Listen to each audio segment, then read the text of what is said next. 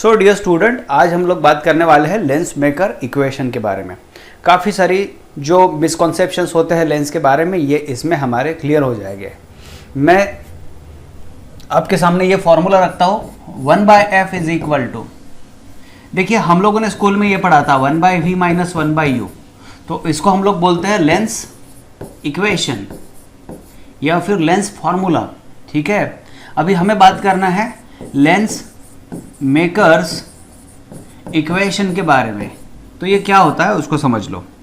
जैसे कि आप लोगों को ये बहुत ही अच्छे तरीके से पता है कि जो लेंस होता है, कॉन्वेक्स चाहे आप ले लो या फिर कॉनकेव ले लो, इन दोनों में अगर बात करें तो दो सरफेसेस होते हैं और दोनों सरफेस का आपको रेडियस ऑफ कर्वेचर निकालते आ सकता है।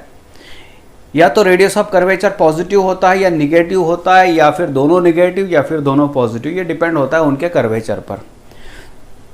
पॉजिटिव है या निगेटिव है उसको जानने का तरीका तो मैंने इसके पहले लेक्चर में आपको बता ही दिया है। तो चलिए देखिए लेंस मेकर्स इक्वेशन क्या होता है।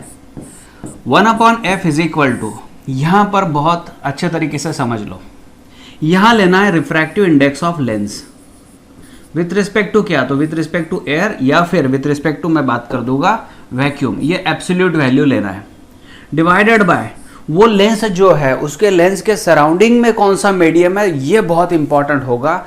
और ये चीज डिसाइड करने वाली है कि जो कॉन्वेक्स लेंस मुझे दिख रहा है उसका बिहेवियर क्या वाकई में कॉन्वेक्स की तरह ही है, या फिर क्या कॉन्वेक्स लेंस कॉनकेव की तरह काम करता है, या क्या कॉन्वेक्स लेंस प्लेन ग्लास की तरह काम करता है।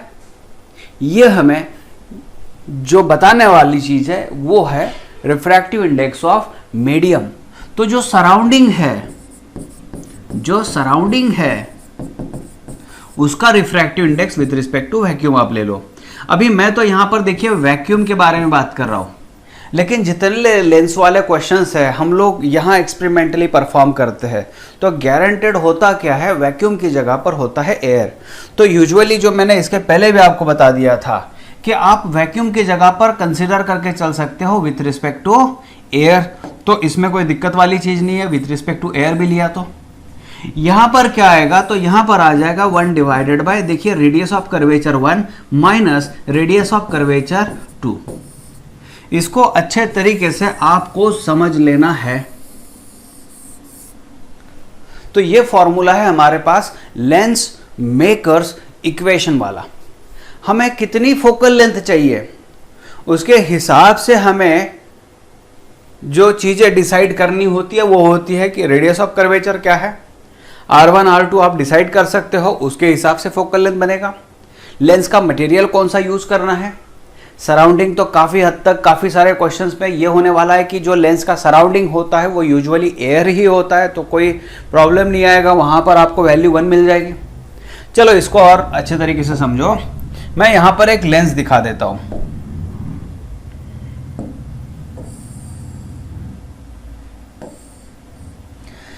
ऐसे समझिए कि ये कॉन्वेक्स लेंस है और ये इसका जो है ये साइड वाला ये सरफेस 1 है और ये जो साइड है ये सरफेस 2 है। अभी इसके रेडियस ऑफ कर्वेचर तो देखिए सरफेस 1 जो है इसका रेडियस ऑफ कर्वेचर R1 की वैल्यू मान लीजिए 30 सेंटीमीटर है और जो R2 है उसको मान लीजिए 20 सेंटीमीटर दिया गया है।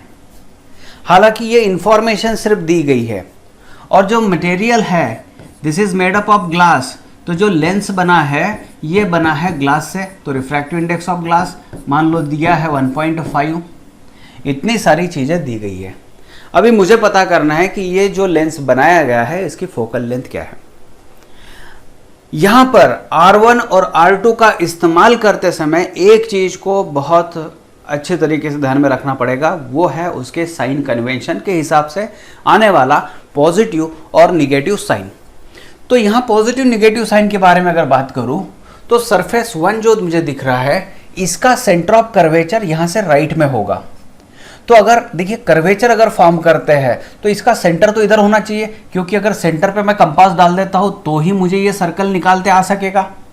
तो R1 जो होगा, R1 की वैल्यू आप क्लियरली लिख सकते हो R1 इज इक्वल टू +30 देखिए एग्जाम्पल में जो दिया जाता है वो तो सिर्फ नंबर दिया जाता है कि R1 और R2 ये नंबर है, वो आप लोगों को पॉजिटिव और निगेटिव साइन नहीं बताने वाले। ये पॉजिटिव और निगेटिव साइन हमें रखना होता है। तो बेसिकली इंफॉर्मेशन तो आपके सामने आ गई है। तो यहाँ 20 सेंटीमीटर जो है तो गारंटी के साथ देखिए ये सरफेस 2 है तो इसका सेंटर ऑफ कर्वेचर लेफ्ट में होना चाहिए। तो मुझे पोल से ऑप्टिकल सेंटर से मुझे लेफ्ट में जाना पड़ेगा। और साइन कन्वेंशन का हिसाब जो है कि अगर मैं इस डायरेक्शन से लाइट लेता हूँ, आपका जो न्यू साइन कन्वेंशन है उसके हिसाब से मैं यहाँ से लेफ्ट में जा रहा हूँ, तो सरफेस 2 का सेंटर ऑफ कर्वेचर यहाँ आना तय है। तो ये आना चाहिए -20 सेंटीमीटर। ठीक है, इतना तो समझ गया। तो चलिए मैं पहले बात करता हूँ यहाँ पर। सबसे पहली चीज़ जो मैंने सराउंडिंग क्या डाल दिया, तो सराउंडिंग मैंने यहाँ पर डाल दिया है एयर। तो इसके सराउंडिंग में एयर है, मतलब ये लेंस जो है ये एयर में रखा हुआ है। अभी 1/f इज इक्वल टू, देखिए रिफ्रैक्टिव इंडेक्स ऊपर मैंने क्या बताया था, लेंस। तो रिफ्रैक्टिव इंडेक्स ऑफ लेंस तो ग्लास से बना हुआ है भाई। फिर रिफ्रैक्टिव इंडेक्स ऑफ सराउंडिंग, तो सराउंडिंग में एयर है with respect to air, -1/R1। अभी R1 कितना, तो R1 +30 -1/R2, R2 कितना, तो -20। यहाँ कितना आएगा 1/f इज इक्वल टू, देखिए यहाँ पर ये 1.5, नीचे की तो वैल्यू 1 है तो 1.5 डिवाइडेड बाय 1, ये -1 लिखने की ज़रूरत नहीं थी, मैं सिर्फ डाल दिया यहाँ पर। यहाँ आ जाएगा बेटा 1/30 और ये 1/20 प्लस के साथ आ जाएगा। अभी इसको सॉल्व कर दीजिए। सॉल्व करने के बाद क्या मिलता है, तो 1/f इज इक्वल टू, यहाँ पर 1.5 - 1 मतलब ये 0.5 मिल गया। फिर क्या आ गया 1/30 1/20। हालांकि मैं तो सजेस्ट करूँगा कि आप यूजुअली इसको अवॉइड कीजिए कि क्रॉस मल्टीप्लाई किया जाए।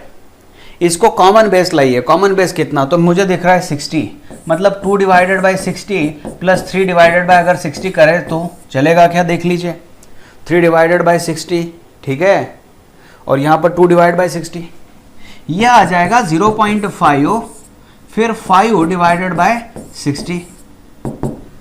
तो 1/f की वैल्यू है, तो हमें f की वैल्यू कितना मिल जाएगा, f इज इक्वल टू, ये उल्टा कर लीजिए इसको, 60 डिवाइडेड बाय 0.5 इंटू 5, ये कितना मिल गया 12 डिवाइडेड बाय 0.5, मतलब ये मिल गया 24। तो 24 सेंटीमीटर। फोकल लेंथ कितना आ गया 24 सेंटीमीटर, ये मिल गया मुझे। इसमें और एक आपको समझना है, यहां मुझे प्लस साइन मिलता है। देखिए कुछ नहीं है मतलब प्लस साइन है, तो यहाँ प्लस साइन का मतलब ये हो रहा है कि फोकल लेंथ अगर पॉजिटिव मिलता है तो ये जो है ये मेरे पास है कॉन्वेक्स लेंस। ये मेरे पास क्या है, कॉन्वेक्स लेंस है। अभी आप सोच रहे हो कि यार ये तो कॉन्वेक्स लेंस ही है और मैं फिर वापस से कॉन्वेक्स लेंस क्यों बता रहा हूँ। तो इसको समझने के लिए हमें इसी एग्जाम्पल को उठाना पड़ेगा, लेकिन दूसरे तरीके से। देखिए क्या है, वही लेंस मैं ले लेता हूँ, वही एग्जाम्पल को मैं यहाँ पर रिपीट करवा देता हूँ। यही लेंस है, तो थोड़ा लेंस को मैं अच्छे तरीके से यहाँ दिखा देता हूँ। ये इसका रेडियस ऑफ कर्वेचर R1 जो था, जो मैंने बताया था आपको +30 सेंटीमीटर, और जो R2 है वो मिल गया मुझे -20 सेंटीमीटर। ठीक है, अच्छा ये सरफेस 1 सरफेस 2 और ये जो बना है ग्लास से, तो ग्लास का रिफ्रैक्टिव इंडेक्स कितना बन रहा है, ये तो बन रहा है मुझे 1.5 रिफ्रैक्टिव इंडेक्स था। अभी देखिए मैं क्या करता हूँ कि जो सराउंडिंग है, सराउंडिंग में मान के चलिए कि ऐसा कोई लिक्विड मेरे पास है कि जिसका रिफ्रैक्टिव इंडेक्स 3 है। तो इसके सराउंडिंग में मान लीजिए ऐसा कोई लिक्विड है, ऐसा कोई लिक्विड है कि जिसका रिफ्रैक्टिव इंडेक्स पूरे तरीके से आप देखो तो 3 है। तो मेरे पास फॉर्मूला बन रहा था 1/f is equal to refractive index of lens divided by refractive index of surrounding -1, और यहाँ 1/R1 -1/R2। तो रिफ्रैक्टिव इंडेक्स ऑफ लेंस तो मेरे पास 1.5 है, लेकिन मैं जो सराउंडिंग देख रहा हूं तो वो सराउंडिंग जो है उसका रिफ्रैक्टिव इंडेक्स मेरे पास 3 है। तो 3 -1, देखिए 1/R1 तो 1/30, यहाँ पर -1, यहाँ पर -1/20 था। तो ऑब्वियसली अभी हम लोगों ने सॉल्व किया है तो कोई दोबारा से इसको अलग तरीके से सॉल्व नहीं करना है। ये देखिए 1/f इज इक्वल टू, ये 1.5/3 मतलब 1/2 -1, और ये वैल्यू जो कॉमन हम लोगों ने ली थी, ये क्या चीज़ बनी थी 2/60, 3/60, तो 5/60 तो यहाँ पर था, 5/60, ठीक है। तो ये कितना आ गया -1/2 और यहाँ कितना आ गया 1/12, ये 1/f हो गया। तो f की वैल्यू कितनी हो गई है -24 सेंटीमीटर। समझ में आ रहा है आप लोग को? -24 सेंटीमीटर यहां पर मुझे मिल चुका है। तो फोकल लेंथ -24 अगर सेंटीमीटर है मेरे पास में, तो देखिए माइनस क्या बता रहा है, माइनस साइन मुझे बता रहा है कि convex lens behaves as concave lens. Convex lens जो है ये कॉनकेव लेंस की तरह बिहेव कर रहा है। मतलब क्या होगा, अगर मैं पैरेलल रेज इस पर डाल देता हूं, अगर मैं यहां से पैरेलल रेज कुछ यहां पर डाल देता हूं, तो इन पैरेलल रेज का क्या होने वाला है? देखिए पैरेलल रेज, तो पैरेलल रेज यहां से जब आगे निकलेगी, so that will get like this one. ये इस तरीके से डाइवर्ज्ड होने वाली है, ठीक है, इस तरीके से ये डाइवर्ज्ड होने वाली है। तो जो पैरेलल रे आई है, देखिए हालांकि हम लोगों को नेचर पता है कॉन्वेक्स लेंस का क्या होता था, कॉन्वर्ज होता था, कॉन्वर्ज होता था। तो यहां पूरी तरीके से अगेंस्ट में नेचर आ रहा था। मतलब ये जो हो रहा है ये डाइवर्जिंग मिल रहा है, और विल फील दैट क्योंकि ये कहीं यहां से आ रहा है, तो इसकी इमेज यहां पर क्रिएट होने वाली है। समझ में आ रहा है? तो पूरे तरीके से नेचर बदल गया है। और इसका फोकल लेंथ कितना है, तो +24 अगर आता है, जो पहले आया था वो था कॉन्वेक्स की तरह, अभी मुझे मिल रहा है -24। तो -24 जो है ये क्या मिल गया है, कॉनकेव। समझ में आ गया आप लोगों को? तो इससे हम लोग कंक्लूजन क्या कर सकते हैं कि लेंस से अगर सराउंडिंग वाला रिफ्रैक्टिव इंडेक्स कम है, तो कॉन्वेक्स लेंस जो है वो कॉन्वेक्स की तरह ही काम करने वाला है। अच्छा, फोकल लेंथ तो सराउंडिंग के मीडियम पर भी डिपेंड है, ये तो आपको समझ में आ गया। और सराउंडिंग का जो मीडियम है, अगर उसका रिफ्रैक्टिव इंडेक्स लेंस से ज्यादा हो, तो कॉन्वेक्स जो है वो पूरी तरीके से बिहेव करने वाला है कॉनकेव की तरह। अच्छा, क्या ये रूल कॉनकेव लेंस को भी एप्लीकेबल है? उसको भी थोड़ा हम लोग कोशिश करते हैं समझने की, ठीक है। उससे पहले हम लोग इसको कंप्लीट करवा लेते हैं। तो वही लेंस मैं ले रहा हूं, यहां पर वही लेंस है, यहां पर दिखा दिया मैंने। और जो R1 है +30 है, और R2 जो है ये कितना है, -20 था, सेंटीमीटर में था। तो देखिए ये लेंस जो था, लेंस का तो रिफ्रैक्टिव इंडेक्स मैंने ऑलरेडी ले लिया 1.5। ऐसा मान के चलो अभी कि जो सराउंडिंग है, जो सराउंडिंग है उसका, उस लिक्विड का, मान लीजिए ये लिक्विड है पूरी तरीके से यहां पर दोनों तरफ, देखिए दोनों तरफ हम लोग कंसीडर कर रहे हैं फिलहाल के लिए तो। और ये जो रिफ्रैक्टिव इंडेक्स है सराउंडिंग का, ये भी 1.5 ही है।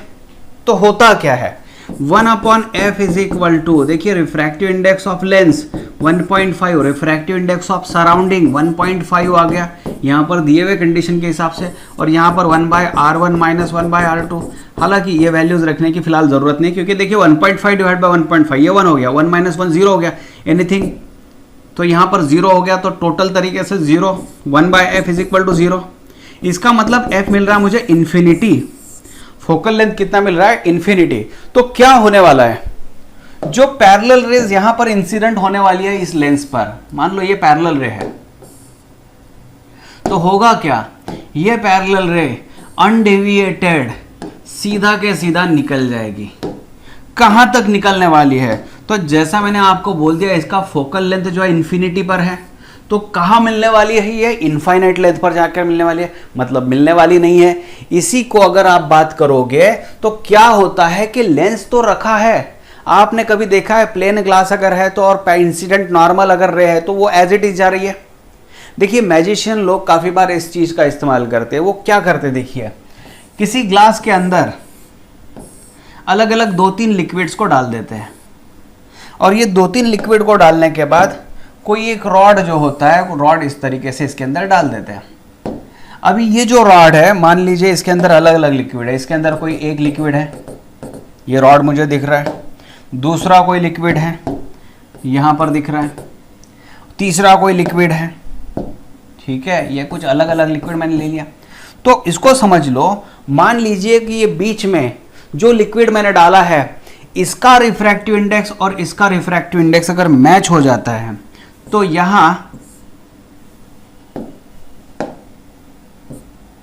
रॉड नहीं दिखेगा, हमें लगेगा कि वहां पर रॉड इनविजिबल हो गया। इनविजिबल क्यों हो गया? क्योंकि जो पैरेलल रेज आ रही है तो वो एज इट इज हमारे पास पहुंच चुकी है। We will feel that the rod is somewhere missing, कि यहां पर शायद वो नहीं दिखेगा, इनविजिबल तरीके से हो जाएगा। तो आप ये तरीका समझ सकते हो कि रॉड इनविजिबल क्यों हो रहा है। एक्चुअली इनविजिबल नहीं हो रहा है, बट दोनों रिफ्रैक्टिव इंडाइसेस मैच होने की वजह से फोकल लेंथ इनफाइनाइट मिल चुका है। तो इनफाइनाइट मिल गया मतलब क्या, ray will pass as it is. ये सिचुएशन है। कई बार बच्चों को और एक कंफ्यूजन हो जाता है, उसके बारे में मैं बात कर लेता हूं। वो ये होता है कि जैसे मैंने अभी एग्जाम्पल तो ले लिया, एग्जाम्पल में मैंने आपको क्या बताया, R1 मैंने ले लिया था +30 सेंटीमीटर, क्योंकि उसके हिसाब से R1 था। तो R2 मैंने ले लिया था -20 सेंटीमीटर। हालांकि प्लस और माइनस साइन हम लोगों ने असाइन किया है। अभी समझ लो इसको कि अगर पैरेलल रेज इधर से आ रही है, ये पैरेलल रेज आ रही है,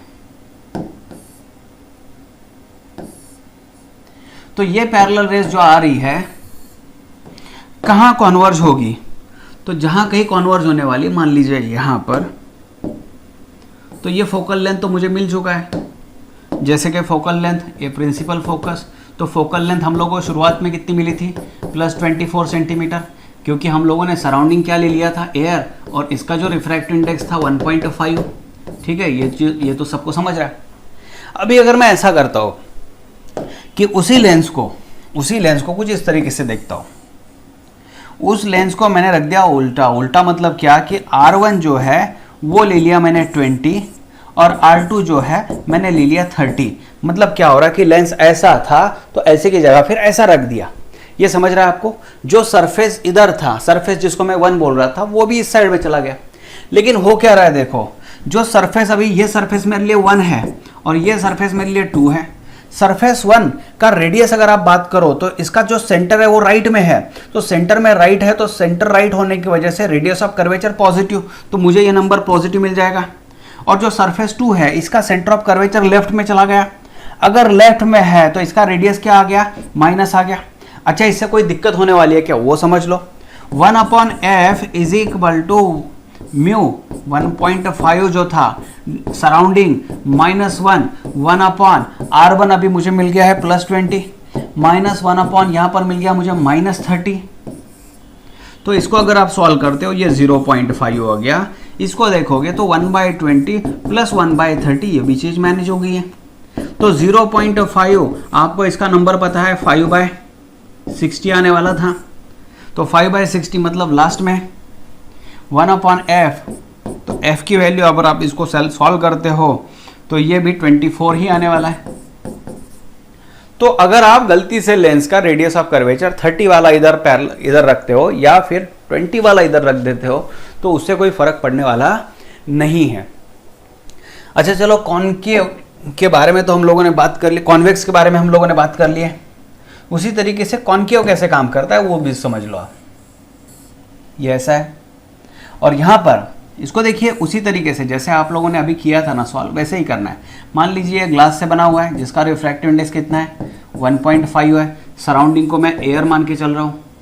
ये रेडियस ऑफ कर्वेचर जो है इसको R1, तो R1 कितना? मान लीजिए मैंने 30 कंसिडर किया तो चलो ये -30 आ जाएगा।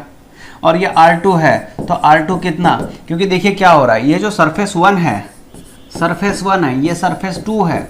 हालांकि यहाँ पर सरफेस 1 को अगर आप देखते हो तो इसका सेंटर ऑफ कर्वेचर लेफ्ट में है, ये ऑप्टिकल सेंटर से लेफ्ट में है, तो ये निगेटिव आ जाएगा। ये जो कर्वेचर दिख रहा है इसका सेंटर जो है सेंटर ऑफ कर्वेचर राइट में आ रहा है, तो ये पॉजिटिव आ गया। चलो +20 ला लेता हूँ। अभी इसका फोकल लेंथ कितना है? तो 1/f is equal to refractive index of that lens material, तो लेंस मटेरियल 1.5, सराउंडिंग एयर है -1, यहाँ पर ला लेता हूँ मैं 1/, कितना? R1 -30 -1/, ये तो +20 था। तो देखिए सॉल्व कीजिए इसको, ये 0.5 आ गया। ये कितना? -1/30 -1/20। आप इसको कुछ इस तरीके से भी लिख सकते हो, -2/60 -3/60।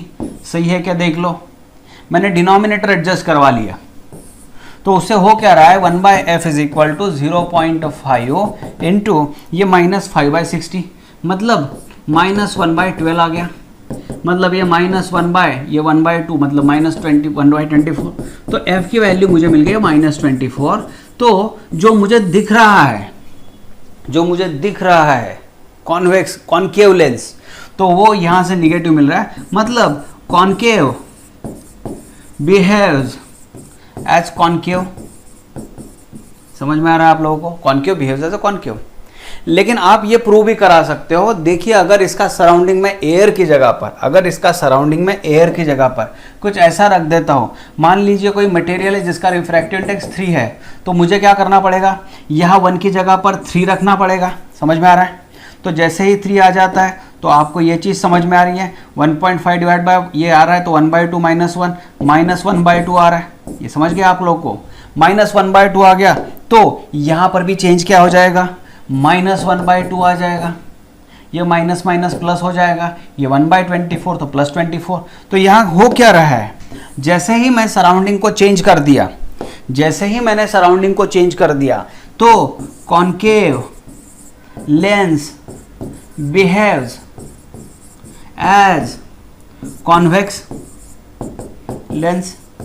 उसी तरीके से आप लास्ट वाली कंडीशन भी सेटिस्फाई कर सकते हो। वो क्या थी कि अगर दोनों रिफ्रैक्टिव इंडेक्सेस सेम है, तो यहाँ पर भी अगर मैं 1.5 ले लेता हूँ तो 1.5 डिवाइड बाय 1.5 ये 1 -1 0, तो फोकल लेंथ इनफाइनाइट आने वाली है। तो ये कुछ चीजें हैं, जो सिचुएशंस है, जो आप लोग इजीली हैंडल कर सकते हो with the help of lens makers equation. चलिए और एक सिचुएशन को आपके साथ में डिस्कस कर लेता हूं यहां पर, कि ये जो लेंस है, मान लो यहां पर ये लेंस है,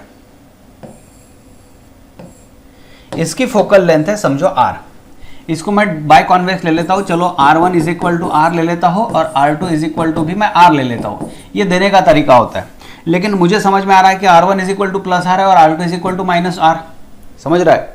ये ऐसा कॉन्वेक्स है, डबल कॉन्वेक्स लेंस है, बाय कॉन्वेक्स लेंस है, जिसका दोनों तरफ का रेडियस ऑफ कर्वेचर मान लीजिए सेम है, इक्वी कॉन्वेक्स लेंस है। तो इक्वी कॉन्वेक्स लेंस होने की वजह से r1 भी r है और r2 भी r है। ठीक है, ये बहुत ही पॉपुलर क्वेश्चन हो सकता है अभी, क्योंकि काफ़ी बार आपको ये क्वेश्चन एनकाउंटर होने वाला है एग्जाम्स में, कोई ना कोई एंट्रेंस में आने वाला है या फिर आ सकता है। यहां पर देखिए क्या होगा कि जो भले ही दोनों का रेडियस ऑफ कर्वेचर r ही दिया है, लेकिन हम लोगों को प्लस और माइनस सिलेक्शन करना होगा, क्योंकि ये सरफेस 1 है, इसका सेंटर ऑफ कर्वेचर राइट को है, तो r1 is equal to plus r। ये सरफेस 2 है, जिसका सेंटर ऑफ कर्वेचर लेफ्ट में है, तो ऑप्टिकल सेंटर से लेफ्ट में जा रहा हूं मैं, इसीलिए माइनस आ रहा है। तो इसका फोकल लेंथ जो होगा वो होगा, देखिए सराउंडिंग को मैं अभी कंपलसरी एयर डाल रहा हूं, और ये जो जिस मटेरियल से बना है वो म्यू है, तो यहां आ जाएगा बेटा म्यू -1, 1/r1 तो 1/r1 -1/r2 तो मैं -r डाल देता हूँ, आपको फॉर्मूला भी याद हो गया होगा। तो ये आ जाएगा म्यू -1 और ये आ जाएगा बेटा 2/r, क्योंकि देखिए 2/r 1/f। तो f की वैल्यू कितनी, तो r divided by twice of mu -1। इसको आपको समझना है। अभी मैं क्या करता हूं, इस लेंस को, मान लीजिए इस लेंस को मैंने यहां पर लाया और इसको मैंने 2 हिस्सों में कट करा दिया। 2 हिस्सों में कट करवा दिया मतलब कैसे, वो मैं आपको दिखा रहा हूं यहां पर।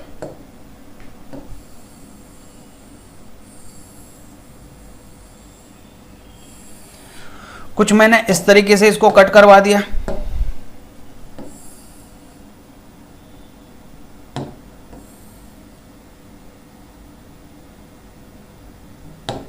ठीक है।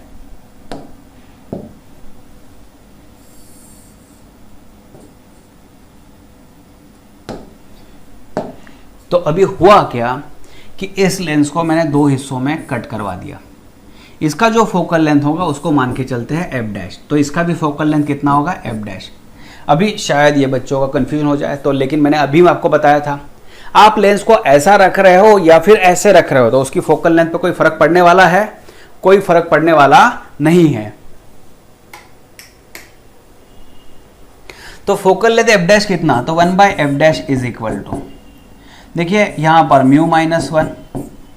अभी ये रेडियस ऑफ कर्वेचर जो होगा ये तो R1 is equal to R होगा, लेकिन ये कितना होगा, ये होगा R2 is equal to infinity, क्योंकि देखिए ये प्लेन सरफेस है और प्लेन सरफेस का रेडियस ऑफ कर्वेचर कितना होता है, वो होता है इन्फिनिटी। तो यहाँ कितना आ जाएगा 1/r माइनस 1 यहाँ आ जाएगा इन्फिनिटी। तो ये 1/f डैश जो मिल रहा है मुझे, ये मिल जाएगा mu minus 1 divided by r। तो फाइनली f डैश की वैल्यू मुझे मिल गई है r divided by mu minus 1। ये चीज़ मुझे यहाँ पर मिल चुकी है। अच्छा, इसको भी आप सॉल्व करके देखो तो इसमें क्या हो जाएगा, ये R1 इन्फिनिटी आ जाएगा और R2 की वैल्यू माइनस R आ जाएगी। ये R1 जो है यहाँ पर इन्फिनिटी आ जाएगा और जो R2 है, R2 की वैल्यू माइनस R आने वाली है। जैसे ही आप 1/इन्फिनिटी माइनस 1/-r लिखते हो तो वही चीज़ बनने वाली है। तो इसका भी फोकल लेंथ, दोनों का फोकल लेंथ सेम होने वाला है। अभी मुझे कंपेयर करना है ओरिजिनल के साथ में। ओरिजिनल वाला जो लेंस था, जो मैंने यहाँ पर दिखाया है, जिसको बाद में हम लोगों ने कट करवा दिया है, ठीक है, इसका फोकल लेंथ है और यहाँ पर f डैश है। f डैश को अगर मैं ऐसा लिखता हूँ 2r divided by twice mu minus 1, तो f डैश की वैल्यू कितनी आ रही है, देखिए twice r bye twice mu minus 1, ये जो था ये था f। तो बेसिक लेवल का क्वेश्चन ये बन रहा है यहाँ पर कि मेरे पास जो लेंस है, मान लीजिए उसका फोकल लेंथ 30 सेंटीमीटर है। अगर इस लेंस को मैं वर्टिकली डिवाइड करके दो पार्ट्स में स्प्लिट करवा देता हूं, जैसे मैंने यहां पर किया, तो काफी बच्चों को लगता है कि फोकल लेंथ कम होने वाला है। फोकल लेंथ कम नहीं हुआ, फोकल लेंथ इस नए लेंस का ट्वाइस ऑफ ओरिजिनल हुआ। तो काफी इजी, यहां पर देखिए आपको ये शॉर्ट में हिंट समझ में रखना है। वो हिंट क्या है कि नया फोकल लेंथ जो है डिवाइड करने के बाद ये ओरिजिनल फोकल लेंथ से डबल हुआ। तो मान लीजिए अगर ये 30 सेंटीमीटर फोकल लेंथ होता तो इसका फोकल लेंथ कितना आ रहा है, 60 आ रहा है। यहां इस तरीके से आपको डिवीजन वाला कॉन्सेप्ट समझना है। फिर क्या है, अगर वही लेंस में लेता हो, तो यहां पर मैंने लेंस लिया, अभी इसको मुझे डिवाइड करना है। तो डिवाइड करना कैसे है, तो मान लीजिए मैंने डिवाइड कर दिया, इसको डिवाइड कैसे किया वो भी समझ लो।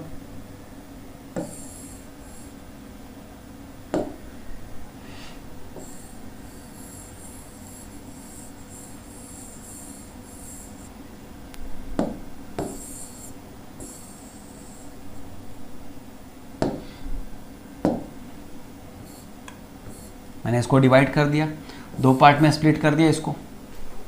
तो देखिए क्या हो रहा है, इसका रेडियस ऑफ कर्वेचर R1 अगर प्लस R है और R2 अगर है तो माइनस R है, तो यहाँ पर भी इसका भी radius of curvature R1 is equal to R है और इसका radius of curvature R2 is equal to minus R है। यहाँ पर भी अगर आप देखोगे तो R1 is equal to R और R2 इज इक्वल टू कितना आ रहा है, माइनस R आ रहा है, ठीक है। तो रेडियस ऑफ कर्वेचर तो दोनों का सेम आ रहा है। तो फोकल लेंथ इसका अगर f होता तो इसका भी फोकल लेंथ f ही होता, फोकल लेंथ f होता। So no change in focal length. यहाँ अगर ऐसे हम लोग इसको कट करते हैं तो no change in focal length, focal length में कोई चेंज नहीं हो रहा है। यहाँ फोकल लेंथ में कोई चेंज नहीं हो रहा है। ये आपको समझ में आ रहा है। तो ये कुछ तरीके हो गए हैं लेंस को समझने के। आगे हम लोगों को लेंस के कॉम्बिनेशंस और लेंस के पावर के बारे में भी सीखना है, वो हम लोग आगे के लेक्चर में कंटिन्यू करेंगे।